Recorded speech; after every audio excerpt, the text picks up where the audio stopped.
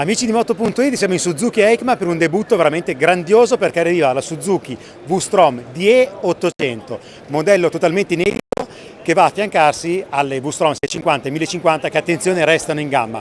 Adesso sono qua in casa Suzuki con Paolo Ilariuzzi, che è responsabile della divisione Moto e Marine di Suzuki. Ciao Paolo. Ciao, benvenuti.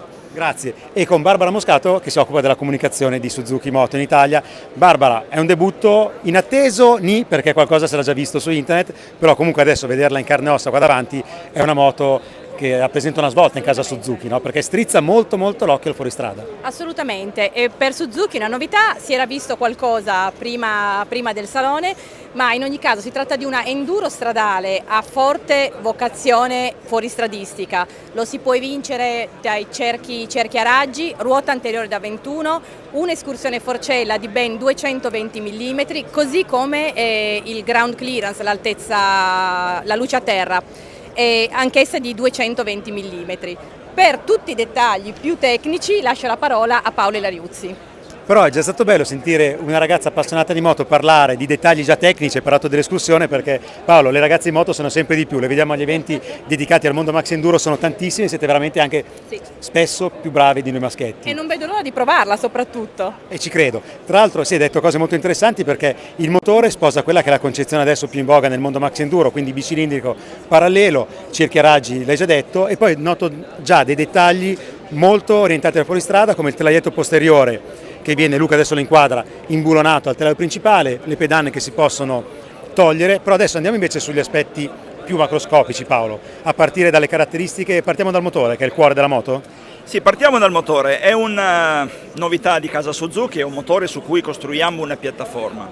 È un motore che è in grado di dare un sacco di soddisfazioni a chi lo guida. Perché? Intanto perché è un bicilindrico, fronte marcia, parallelo da 800 cm3. È un bicilindrico atipico perché ha un manovellismo da 270 gradi che permette lo scoppio dei due pistoni che non avvenga a fasi alterne, ma avvenga in una successione diversa, che gli danno un comportamento molto simile al motore AV.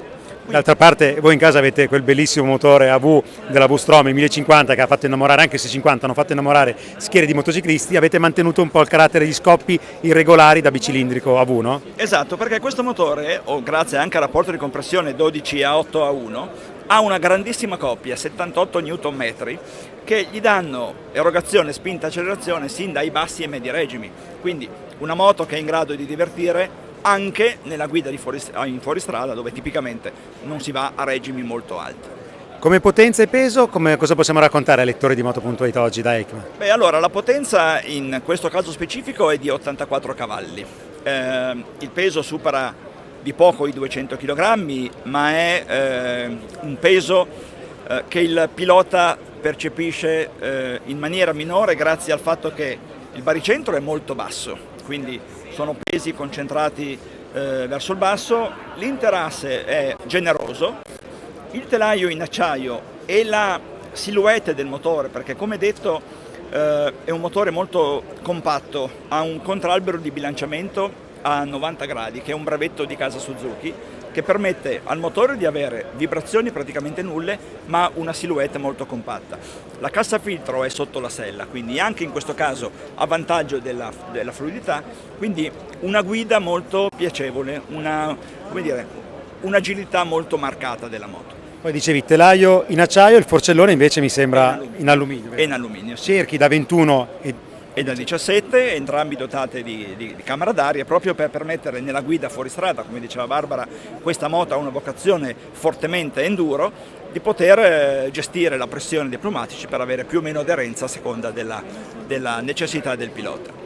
Poi bellissima la colorazione, fateci caso, è il giallo-blu delle Suzuki DR dei fine anni 80, quindi colorazione nel cuore di Suzuki. Tra l'altro il giallo è il colore anche delle moto da cross da sempre della Suzuki. A livello di dotazione elettronica, a me cade l'occhio adesso, perché mi faccio guidare come voi ragazzi da Paolo, sulla strumentazione TFT, ma a livello di dotazione vedo anche già il tasto mode. Sì. Cosa ci puoi raccontare della V-Strom DE 800? La dotazione elettronica è la più completa possibile. Abbiamo intanto il cambio elettronico Quick Shifter, che è un grande ausilio per la guida anche in fuoristrada. Il TFT a colori, come dicevi tu, da 5 pollici, è in grado di dare la visibilità completa di tutte le informazioni necessarie al pilota, mappe motore, 3 tipi di mappe e anche la possibilità di disinserire l'ABS posteriore proprio per dare la piacevolezza di guida a chi lo usa in fuoristrada. E c'è una mappa gravel, una mappa specifica per il fuoristrada,